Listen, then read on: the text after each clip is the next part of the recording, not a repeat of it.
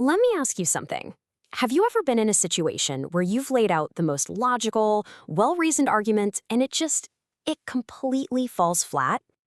You know you're right. You've got the facts, the data, all the proof, and yet the other person just refuses to budge. It is maddening, right? We've all been there. But what if I told you the secret isn't in making your argument better?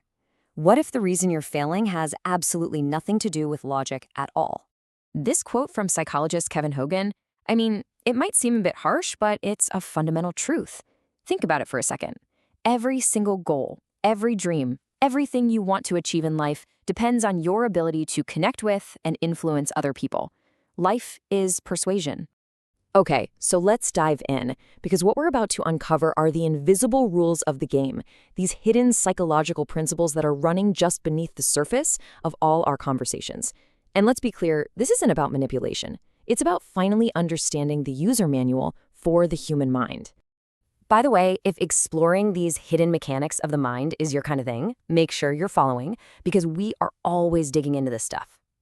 Now, let's talk about the first, and by far, the most common obstacle you will ever face in persuasion. It's just two little letters, but it is the most powerful wall you will ever hit. No. It stops proposals dead in their tracks, it kills brilliant ideas, and it shuts down conversations before they even have a chance to start. We hear it as a final answer, but the first secret of covert persuasion is realizing that no is almost never what you think it is. And this right here is the key. Most of the time when someone says no, they don't even really know why. It's a reflex, a pre-programmed response just to conserve mental energy. It's not a rejection, it's an instinct. And this is where the game completely changes. A master persuader knows that no isn't the end of the conversation. It's the real beginning. And to understand why, we need to look at a very, very strange glitch in our memory. Think about this for a second. Let's say you have a fantastic 20-minute hot shower, just pure bliss. But for the last 30 seconds, the water turns ice cold. Later on, what do you remember about that shower? It's not the 20 minutes of warmth, you remember the shock of the cold. Our brains are literally wired to obsess over the ending, and it dramatically affects how we make decisions. There's this fascinating and kind of uncomfortable study that shows exactly how this works. Now get this, both groups experienced the exact same peak level of pain. So logic tells you the shorter procedure had to be better, right? Less time suffering. But that's not what their brains recorded. Group B, the ones who endured the discomfort for longer, remembered the experience as far less unpleasant, all because it ended on a slightly better note. It makes absolutely no logical sense, but that's just how our memory works. And this is exactly why a past no can feel like a brick wall. If someone had a bad experience with a similar idea in the past, even if 90% of it was good, their memory latches onto that one negative ending. It overwrites everything else. And you know what? That's not the only mental hurdle we're up against. Okay, so if memory is unreliable, we can just hit people with cold, hard facts, right? Logic should win the day. But let me ask you something honestly. When was the last time you saw someone change a really deeply held belief about politics, about anything, just because you showed them a chart? It almost never happens, and there's a powerful psychological reason why. You see, once a belief gets lodged in our brain, it starts building a fortress around itself. Our mind doesn't just prefer this belief, it actively goes to war to protect it. It treats contradictory facts not as information but as an attack. And this is why the type of argument you use is so incredibly critical. Our brains are wired for efficiency, which really just means they're fundamentally lazy. Theoretical arguments, the ones filled with data and stats, they demand a lot of mental energy to process. So the brain's defense system kicks in and just rejects them.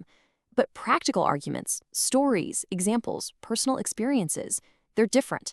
They slide right past our defenses because they engage our emotions and our imagination, which are way more powerful drivers of belief than pure logic. A classic experiment with firefighters shows just how deep this stubbornness goes. Just think about how wild this is. The researchers came clean. They said, hey, we made all of that up. The information you got was fake. But it didn't matter.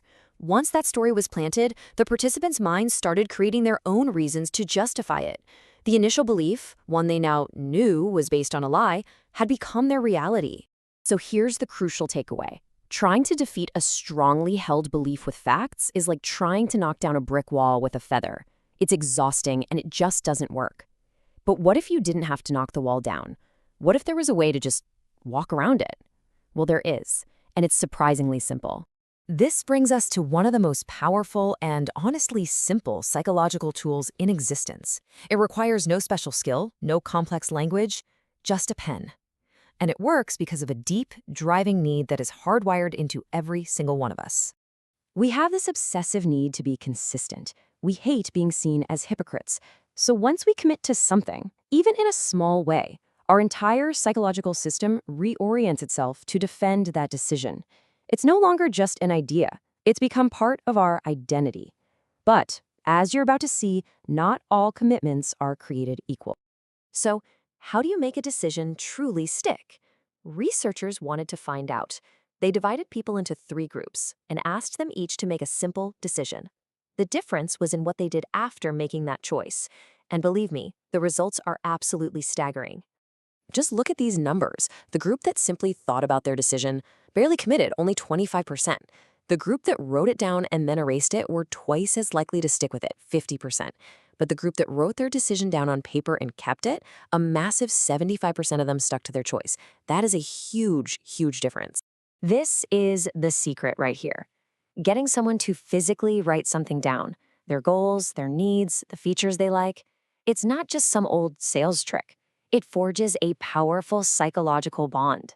The simple physical act of writing transforms an abstract thought into a concrete commitment, and that makes it exponentially harder for that person to back away from it later.